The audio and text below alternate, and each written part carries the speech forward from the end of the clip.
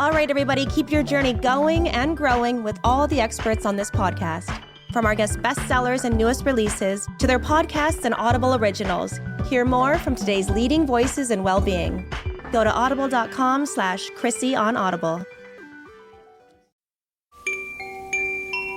You're listening to Self-Conscious with Chrissy Teigen, an Audible original podcast. Join me as we explore the cutting edge of health, wellness, and personal growth with the world's leading experts and thinkers. From inspiring stories to actionable insights, our conversations aim to help you lead a healthier, happier, and more productive life.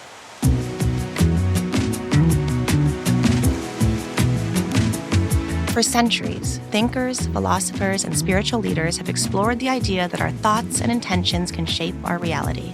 This concept, often referred to as manifestation, suggests that by aligning our energy and beliefs with our deepest desires, we can attract the life we envision. It's a powerful and transformative idea, offering the potential to unlock a life of abundance, joy, and fulfillment. Its core message is deceptively simple, that like attracts like, meaning that by focusing on positive or negative thoughts, we bring positive or negative experiences into our lives. By aligning our thoughts and emotions with the frequency of what we desire, we attract those things into our reality. My next guest is a name synonymous with spiritual growth and the power of positive thinking. In her groundbreaking book, Super Attractor, Methods for Manifesting a Life Beyond Your Wildest Dreams, Gabby Bernstein offers practical tools and insights to help us align with the universe and become magnets for what we truly want. Today, we will spotlight Gabrielle's teachings, exploring how her unique approach to manifestation and spirituality can help us live our best lives. We'll discuss the practical tools she offers in Super Attractor, the importance of emotional and energetic alignment, and how we can all learn to trust the process of the universe. Gabby Bernstein, welcome to Self-Conscious.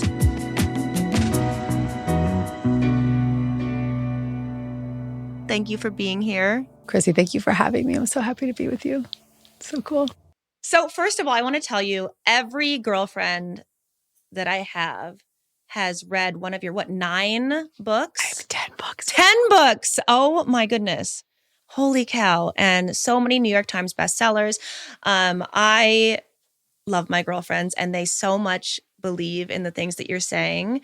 And so they were so excited to know that you were going to be in my bedroom talking to me. I mean, I'm excited. I'm as excited. This is so amazing. You have an origin story like John too, where, well, not an origin, but the thing I think that really propelled you when Oprah gave the okay that you were incredible and amazing and someone that people needed to listen to, because it really is so beautiful and so important and so wonderful. So thank you. I've been in this field, Chrissy, for 19 years. Wow. Like, I don't know how that happened.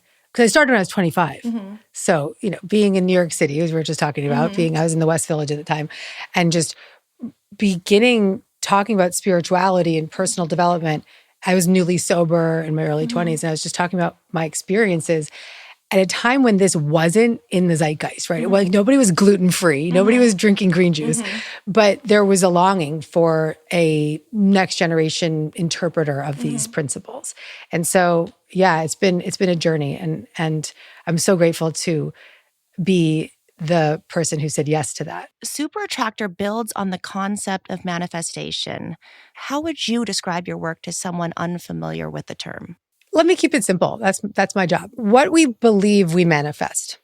And the beliefs that we carry, young beliefs, storylines from our childhood, build up the day-to-day thoughts and experiences that we create. And so we're carrying a belief system of lack, let's just say. Like, when I was growing up, my parents really struggled with money. So I built up a belief system of lack based on my childhood. And that momentum that we get behind these belief systems start to create an energy. And that energy is what we put out. And then that energy that we put out is reflected back to us. And with the lack story, when I was in my early 20s, I just decided to change that lack story and said, I'm going to have the abundance that I deserve for the great work that I do. And that shift for me radically changed my life. So we can, in any moment, redirect the course of our life when we have these belief systems that are adjusted. But changing the belief systems requires some work, requires some effort, requires some faith and alignment, which we're going to talk about today. What was your first step, do you think, when you, well, obviously, getting sober and everything, but did you say you jumped into it really quickly? Or what did you learn first? What did you take in first? So I was brought up. Was it meditation? I was brought up super spiritual. So my mom brought me in and out of ashrams, and I was like named by her gurus, and I was gifted that seed of spirituality. It was planted at a very young age. As I grew up and I started to turn my back on it, and in my early 20s started to use drugs and get really hooked into addiction, I knew in the back of my mind that there was this practice, that there was this energy. I had been a meditator from when I was 13 years old. I knew that there was a non-physical. I felt it physically. I could see spirit. I could see and feel. And so I turned my back on it, but I always knew it was there. Even when I was using, I had a stack of self-help books next to my bed, like Wayne Dyer and Louise Hay. And I would literally know that that was my path, but was doing the opposite. But when I decided to make the choice to get clean and sober, it's not like everything was fixed overnight, but that choice was enough to redirect my belief systems and therefore put more energy and momentum behind recovery, spiritual development, personal growth, and therefore manifest the life that I have today. So just to get back to your original question, what we focus on, we start to believe, in the beliefs that we have create an energy, and that energy is reflected back to us. And that's what manifesting is. How does your philosophy differ from The Secret, which I was actually just going to bring up? Obviously, that was such a huge, what's the word? Not epidemic. It was like a huge movement. It was a movement. Yes. And the beautiful thing, it's funny because The Secret was quite big right when I was first starting out in my career. It was really. I remember the logo. I remember everything coming at you. Yes. And the beautiful thing about what that film and that book offered the world was not some new idea, but a translation of an ancient truth. And, all of my teachers, many of which are no longer alive, that's what they'd been teaching forever, right? So the thesis around the law of attraction was then demystified in this awesome book. And that book opened a door for people to see it as real. And I think that the thing I would say about that, though, is that being a super attractor, being a manifester, is actually our natural inheritance. It's who we are. And we're always manifesting. The universe is always a yes for what we put out. What are the key principles of your book that listeners should focus on first? Well, first, I think that we can't start realigning with our super attractor power until we recognize how we've blocked it. So being a super attractor doesn't mean we go out and do anything. It actually means that we release the blocks to the presence of what we already have. So how are we blocking our super attractor power? We're blocking it through judgment, through self-attack, through attacking others. We're blocking it when we're thirsty for something and we're like, when I have that thing, then I'll be happy. And we're just trying to force something into being that completely blocks your super attractor power. When we recognize and witness those stories that are blocking us, that's the first step. So I know for myself, just being super controlling is a big way that I would block my super attractor power. So just witnessing it. Okay. Fear would be mine. I'm like a doomsdayer. I'm always waiting for the other shoe to drop. It makes me hesitant to start things because I'm fearful that I'm going to lose it. I say no when I want to say yes because I'm scared. It's fear. I think fear is the number one block to the presence of our super attractor power. And undoing fear is a journey. I think that the world that we choose to live in, the way that we wake up every single day, is a journey of unlearning fear and remembering that super attractor power. But that's when we make that choice to say, yeah, I'm going to be on a spiritual path. Yeah, I'm going to have a personal growth practice. When we make those choices and we say that, and we say, I'm a yes for that, then we're going to be on a journey. That makes me feel better than mine's number one, though. Yeah. Number one, baby. Okay, so elaborate for me on how our emotional states directly influence the outcomes we attract. So let's think about it like this.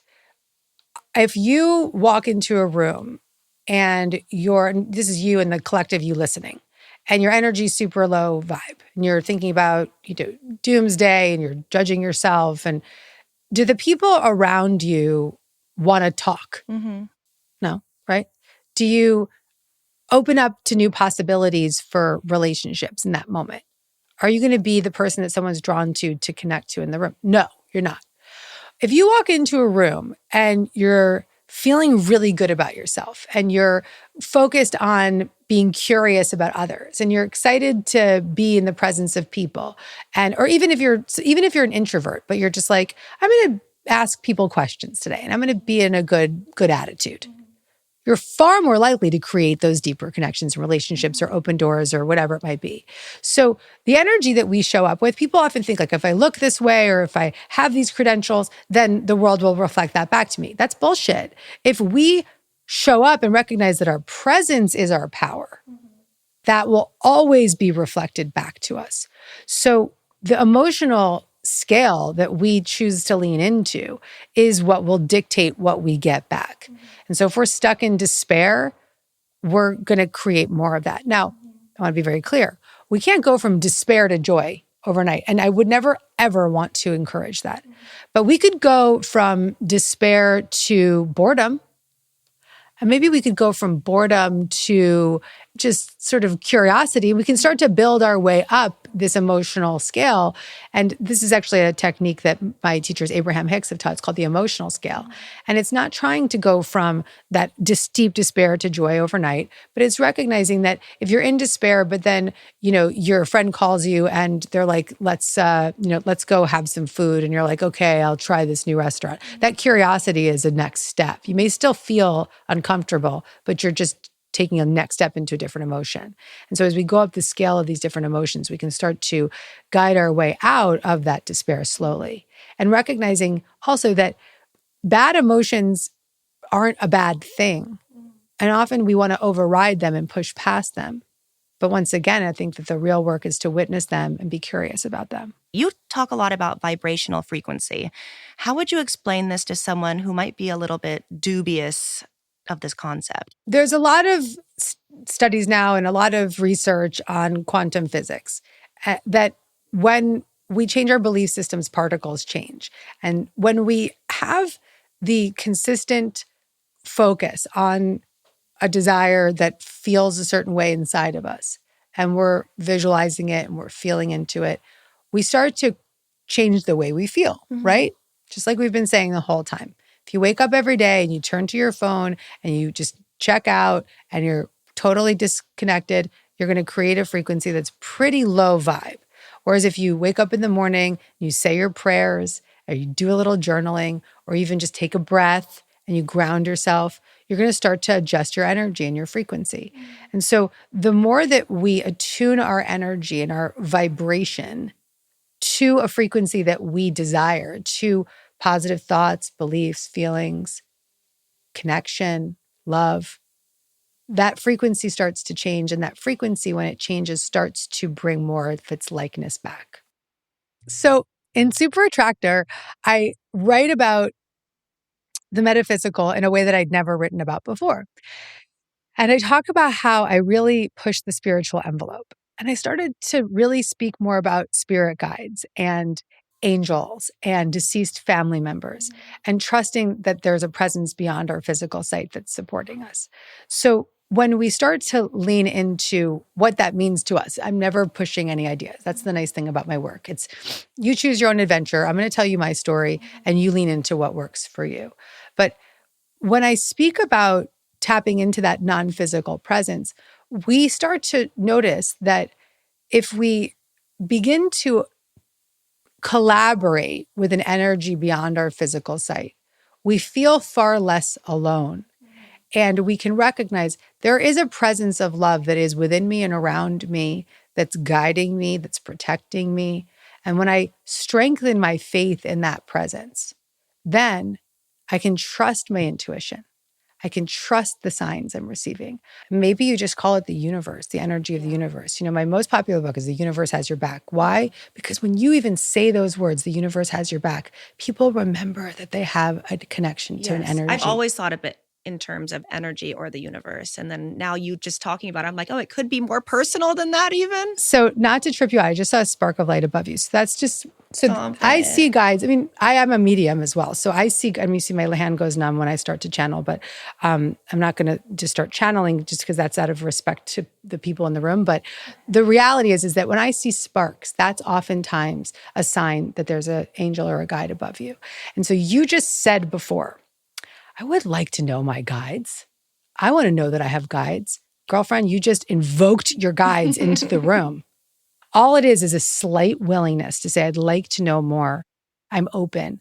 So one thing you could start to do, and this is also something your listeners could start to do starting today, is in those moments when you feel lost or you feel disconnected, or the moment that you wake up in the morning, just say, thank you, universe, or thank you, guides, or thank you, grandma, whatever you believe in, for revealing to me what I need to know today.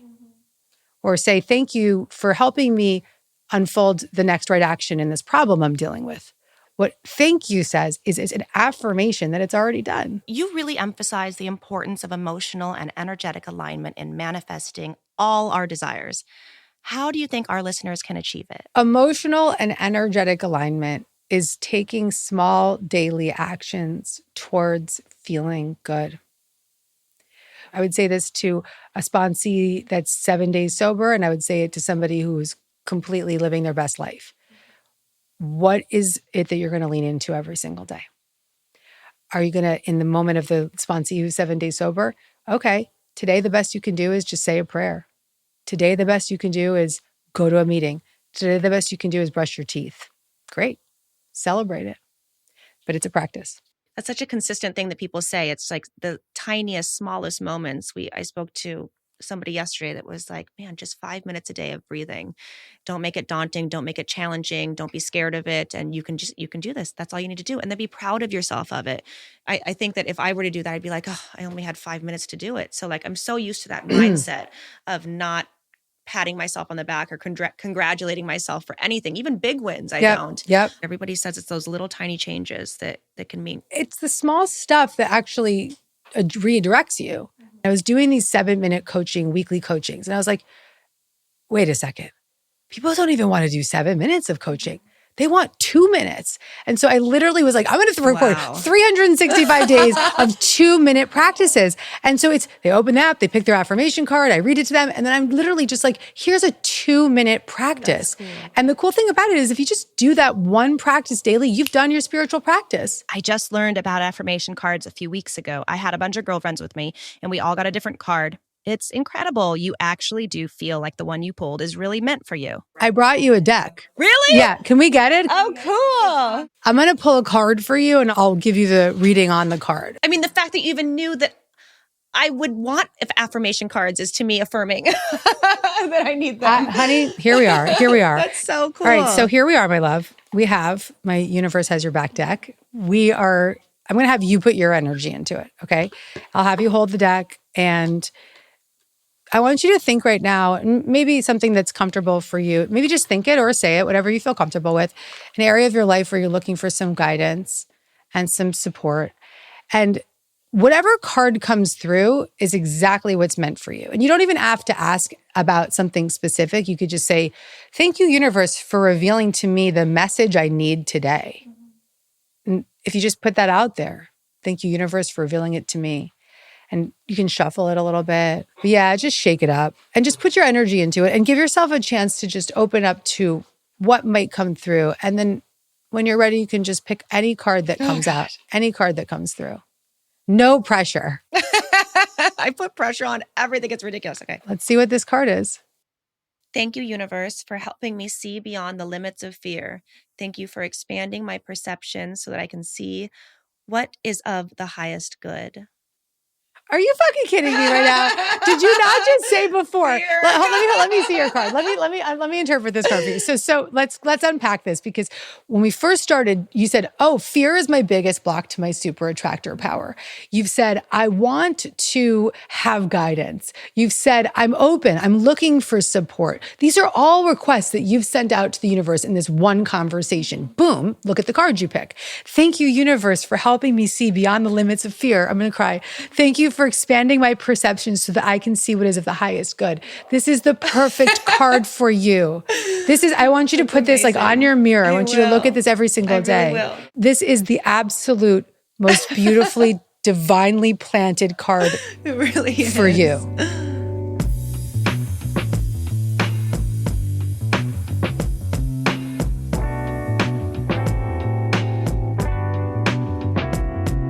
And now for the toolkit. Each episode, our guests distill their expertise into practical and actionable insights. Today, Gabby Bernstein shares some key practices for becoming a super attractor in your daily life. Why don't we do a visualization meditation together? Yes. Okay. And manifesting that peace and that freedom from that fear.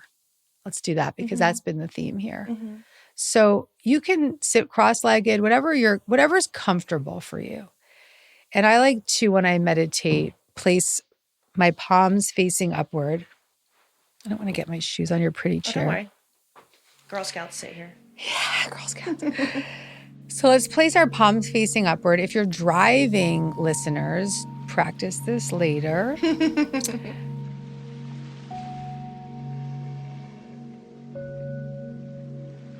And just roll your shoulders back and maybe tuck your chin under and just feel that alignment in your spine.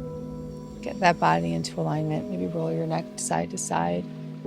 Taking a deep breath in. And on the inhale, I want you to extend your diaphragm and fill it up like a balloon. And on the exhale, let that breath go. Breathing in, allowing that diaphragm to extend. And on the exhale, let's let that go. Taking another deep breath in, extending your diaphragm. And let it go. And at your own pace, just keep working with that cycle of breath of deeply breathing into your belly. And on the exhale, relaxing your belly. Relaxing your jaw, relaxing your face. Relaxing your shoulders, releasing tension in your body with each breath. And we'll first call on the energy of the universe. Thank you, universe, for revealing to us visions of inner peace or physical peace. What does that inner peace and freedom look like? And just as you breathe, let your mind wander. Each breath, just noticing how your body's shifting and opening up your creative capacity to sense into what does inner peace feel like in your body? What would it feel like? What areas of your body might be relaxed? Just take a moment to notice any area in your body where you feel any tension. And take a deep breath and send breath to that part of your body. Breathe it in. And let it go. Notice yourself physically in a place that feels safe for you, whether it's your bed or maybe it's your grass on your lawn or maybe it's a place from your past. What feels like a safe place for you? And in your mind's eye, see yourself there. Breathe into that image. And on the exhale, let that go. And allow your mind to wander now. Seeing yourself in that safe place. Becoming more and more comfortable. More and more relaxed. Breathing into that feeling of relaxation. Deeply breathing in. And let that go. Noticing what feelings and sensations come over you as you visualize yourself in this relaxed, safe place. And breathe into the area of your body where you feel those feelings. Let that go. Just let your mind wander as you start to develop that vision, that safe, peaceful place. Take note of what it feels like physically. Notice a shift in your breath. Notice a release of any physical tension. Notice any sensations of inner peace. Now give that sensation of inner peace More breath.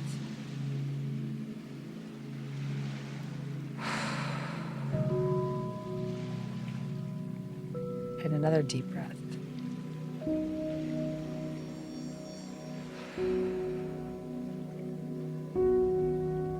Just make a gentle commitment to yourself now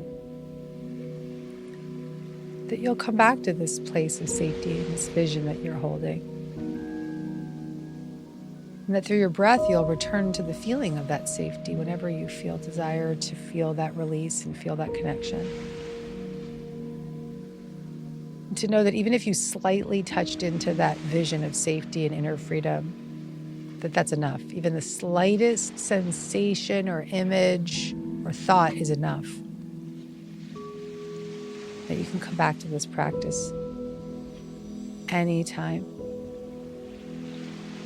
If you want to continue to hold the vision,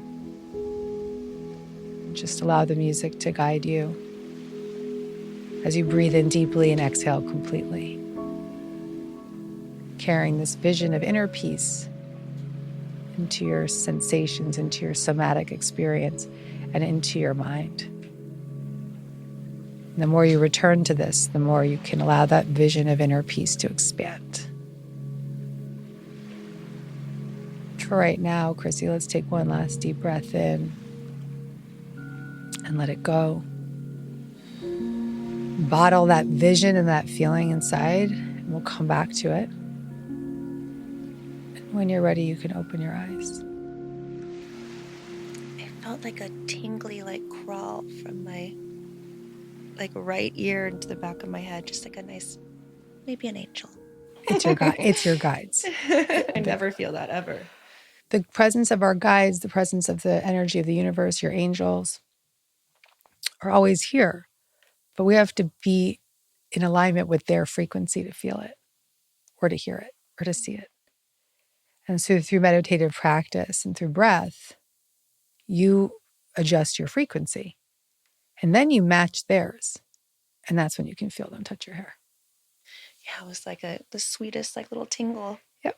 And it moved too. It wasn't just my whole head's tingling. It was like, whoosh. Yep.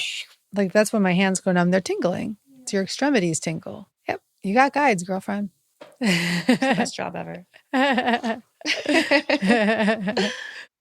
Can you give me an exercise that will help shift me from a negative thought to a positive thought? So there's a real foundational tool in Super Attractor that is called the Choose Again method. This is a practice that I recommend listeners use on a daily basis. And even if you practice this once a day, it will change your life. And it's to notice that fear-based thought that you have on repeat. So we all have got many, or one in particular, whatever's up for you that day. Notice that fear-based thought. And just notice what it makes you feel like. Just notice where you feel it in your body. That's step one. Step two is to forgive yourself for having that thought. It's just a thought you keep thinking. It's not who you are. It's just, and you do not need to judge it. You can say, oh, I forgive it. That's just a thought that I keep thinking. I forgive myself. Or I forgive that thought. It's just a thought I keep thinking. Then the third step is to choose the next best feeling thought. Choose again. So an example could be, I talk a lot and I'm a motivational speaker and I'm talking and I'm also just talk a lot in life and my vocal cords are like right now I'm just noticing for myself, what's the one fearful thought? Like, oh, my cords sound, my voice sounds a little rough and I've been traveling. And so you could easily go into the fear of that. Oh, my voice. So if I was to practice the Choose Again method, I would notice the thought, my voice is scratchy, I'm nervous about that. And just notice it doesn't make me feel very good. Just notice it and forgive myself for having the thought. That's a thought that I keep thinking and I'm going to choose again. So the next best feeling thought isn't my vocal cords are perfect because that's not something I would believe right now. But the next feeling thought could be, well, I have a really good vocal coach and I have a 15-minute audio that he gave me that I can do every single day to really help my vocal cords. And you know what? This afternoon, I'm going to lie down and I'm going to do it. And that's a small step. And see, I'm reaching for the next thought. And that's a small step towards taking some action with my vocal cords. And after I have this conversation I'm going to the next thought. After my conversation with Chrissy, I'll go have some hot water with lemon and I'll have some honey. And then, you know what? I'll make a commitment to do 40 days of my 15-minute vocal exercises. And in 40 days, I know that I'll always want more. And so I'm just reaching my way to a next best feeling thought. And so I give momentum to the better feeling thoughts rather than letting that negative thought of, oh my God, I'm not going to have a voice in 5 years take over me. And I also made a commitment just now to you and everybody listening that for 40 days I was going to do my vocal exercises as I look at John Legend behind me. Like, we are no strangers to freaking out about voices over here. Yeah. I'll get you some throat coat after. Okay, I'll take some throat coat. And also those negative thoughts only spiral into more negative thoughts too. That's You're not right. the deeper you go, it becomes just an endless pit. So they take on momentum. And so what this 3-step practice does is it redirects the focus of your thoughts and lovingly and gently, because you're forgiving the thought, right? You're noticing, you're forgiving, and you're choosing. Noticing it is the step that just gets you to a place where you can actually do it. Forgiving yourself for having that thought gives you the compassion that you need to choose again. And then just reaching for that next best feeling thought. You could be in fear and you could notice it and then you could forgive the thought. And then the next best feeling thought could be, oh, well, Gabby Bernstein told me I could pick a card. And I'm going to pick a card right now. And she told me that it's small steps, not big steps. Gabby Bernstein, I want to thank you for joining me on Self-Conscious. Gabby Bernstein's Super Attractor, Methods for Manifesting a Life Beyond Your Wildest Dreams, is available now on Audible. Until then, tune in, turn on, and feel better. This is Chrissy Teigen, and you've been listening to Self-Conscious, an Audible original podcast. This has been an Audible original, produced by Audible and Huntley Productions. Hosted by Chrissy Teigen, executive producer for Huntley Productions, Chrissy Teigen. Executive producer for Audible, Stacey Creamer. Recorded and engineered by Alex Sky. Mixed and mastered by Jeremiah Zimmerman. Edited by Lisa Orkin. Head of Creative Development at Audible, Kate Navin. Chief Content Officer, Rachel Giazza. Copyright 2024 by Audible Originals, LLC. Sound recording copyright 2024 by Audible Originals, LLC.